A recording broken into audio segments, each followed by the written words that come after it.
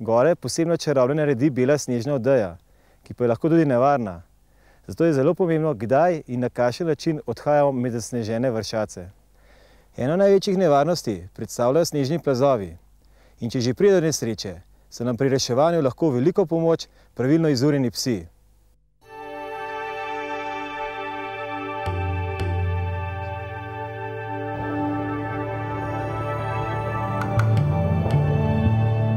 Ena največjih nevarnosti v hribih pozimi so prav ti plazovi, objektivne nevarnosti.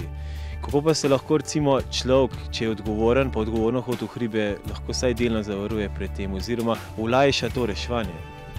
Ja, prva stvar je, ker turo moramo načrtovati. Pripraviti se moramo na vremenske pogoje, ki se trenutno vladajo v gorah. Spoštovati moramo v bistvu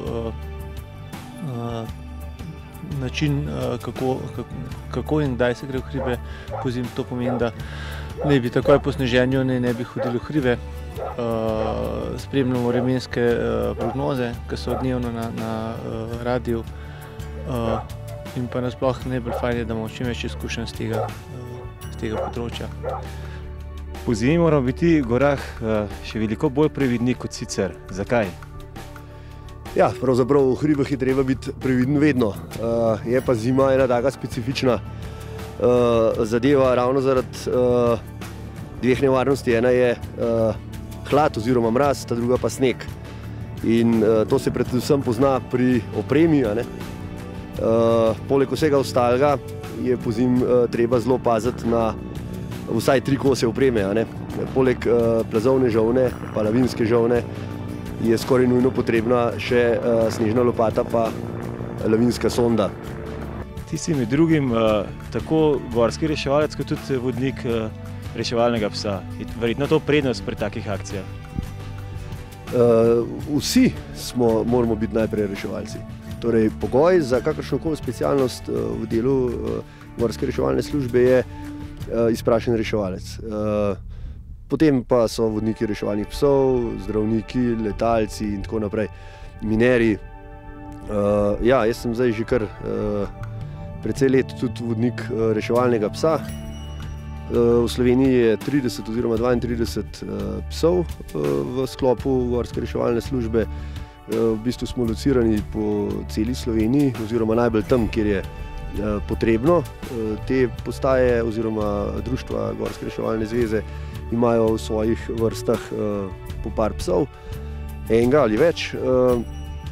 Treba je povedati, da se tudi poleti ukvarjamo z iskanjem pogrešanih nad gozdno mejo oziroma na robu gozdne meje, tako da je kar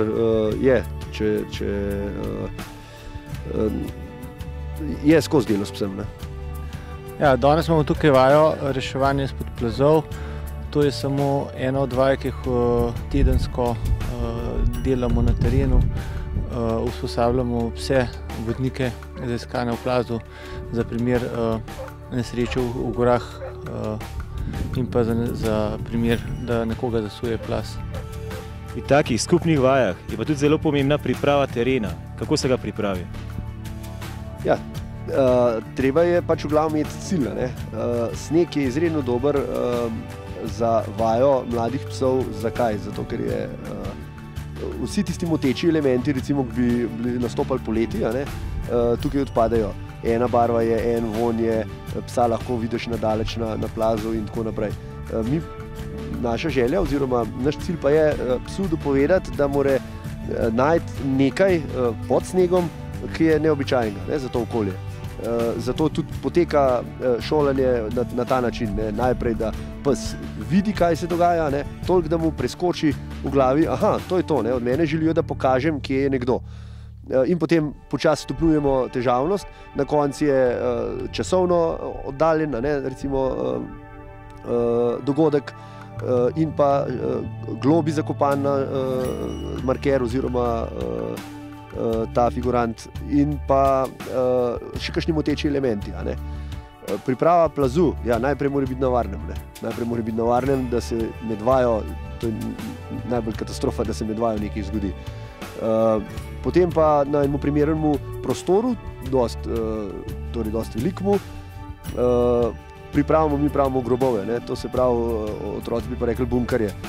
Bunkarji, ki seveda ne izstopajo iz nivoja snega, zato da niso na zunaj vidni, da ni kupov, ker je velika verjetnost, da bi psa navadili, da se vedno tisto, kar mi od njega želimo, dogaja tam v bližini enega kupa. Drugač pa pač dosti primerno veliko luknjo je treba skopati, poskušati z navpičnim vhodom, pa potem recimo 1,5 metra globoko zavijemo v notranjost plazovine. Več teh lukenj se skoplje, zato da čim prej navadimo psa, da mora celo plazovino preiskati. Se pravi, da se mora gibati levo, desno, od roba, lahko tudi čez. Namreč ena od velikih napak je, da pes gre malo po svoje, pa ga začnemo klicati nazaj, pa tako naprej. Pes mora svojo glavo delati. Zelo taka dobra misel je, ki se jaz držim, psu ne smemo ukazati, ne išče, ampak mu moramo dovoljiti. Med samo vajo smo videli, da igra izrednega pomena. Kaj ta igra psu pomeni? Ja, delamo vse na pozitivni izkušnji, to se pravi, da vsako stvar, ki jo pes naredi pozitivno, dobi za to določeno nagrado. Predvsem je fajn, da dobi to s pomočjo igre, ker je to v bistvu najbolj naraven način za psa. In pes vedno po končani vaji, po končani preizkušnji pričakuje nagrado in pohvalo in pa nagrado. In s pomočjo igre, s pomočjo hrane to dosežemo. In če to redno delamo, je rezultat sigurno pozitiven. Pri katerih letih je pa pes, če je pravilno urjen, najboljši, najbolj sposoben recimo tega iskanja? Psa začnemo trenirati že kot mladička, pri 4 mesecih, lahko tudi z igro tudi prej. Potem delamo, da psa usposobimo recimo nekje do nekih prvih osnovnih izpitov, ki jih opravljamo vsako leto. Pri starosti psa 1,5 leta, ampak tak pes še ni narejen, da bi bil siguren. Zato je treba vajo stalno popravljati, dodeljevati.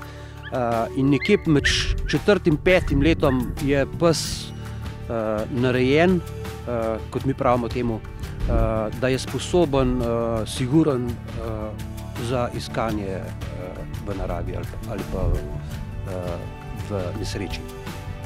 Kaj pa karakter psa, je kaj pomemben? Ja, na vsak način je pomemben, da je pes učljiv, to se pravi, da se ga lahko vzgaja, da ni samo svoj. Da je pes nekako socializiran za delo z ostalimi psi, z ljudmi, da ni plašljiv, da lahko dela v skupini več psov, da lahko dela v skupini več ljudi. Predvsem je treba to skrbeti od mladega psa naprej, da ga redno vozimo oziroma spremljamo nekako po večjih skupinah psov, po večjih skupinah ljudi, da se nekako navada takrat, ko pride na teren, da mu to ni več motna in da lahko delamo ostale stvari, ki so za iskanje, za reševalnega psa pomembne. Danes ste imeli pa tudi enega čist novega psa, saj v tej vlogi, ne, tukaj.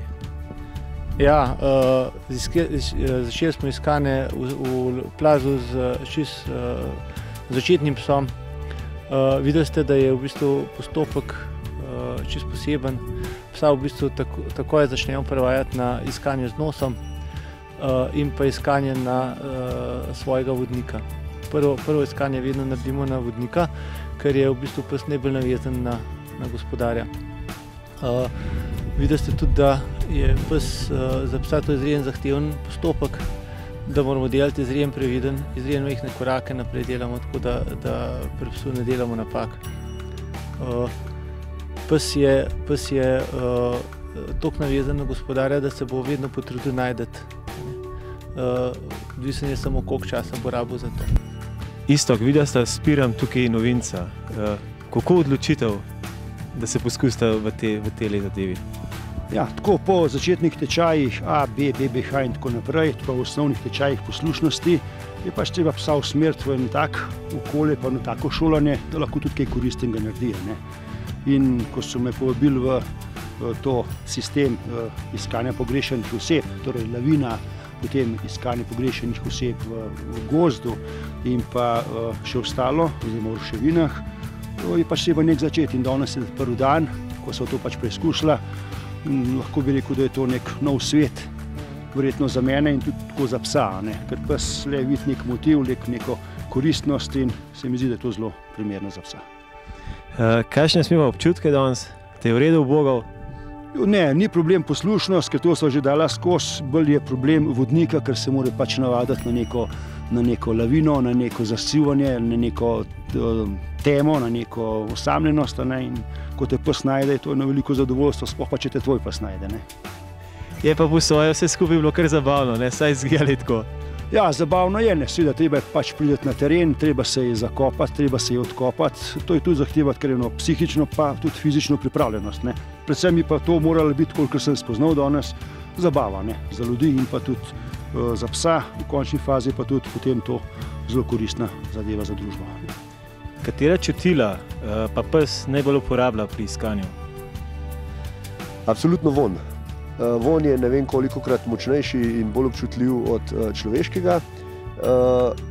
Seveda, on von pretvori v govorico telesa, in to govorico mi želimo spoznati. Torej, vodnik mora tako dobro poznati psa, ali je to položaj ušes, ali je to položaj celega telesa, ali je to položaj repa, ali je to lajanje, kakorkoli, da tudi tisti najmanjši namig, pes mogoče ni prepričan, vedeti moramo, da so mejne situacije, ko pes mogoče ni čisto popolnoma prepričan, pa če bo vodnik pride zraven, pa malo z lopato pomaga, malo pogrebe, hoče pa si uslugo narediti, pravzaprav ne uslugo, nekaj je tle, mi je prišel kolega pomagati in še bolj intenzivno in potem po obnašanju vidimo, je ali ni.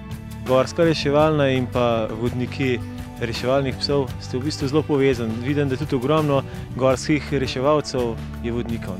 Ja, pri nas so 4 gorski reševalci, tudi vodniki psov in nam tudi drugače zelo pomagajo, ker oni so, meni se zdi, ta pravi reševalci, mi smo manj strokovnjaki, kot pa oni, razen imamo pa dobre pse. Pes bo naredil za človeka vse, torej obratno mora ravno tako biti. Psa je treba paziti, do njega se je treba spoštljivo obnašati, nuditi mu je treba tisto, kar pač ena žival potrebuje.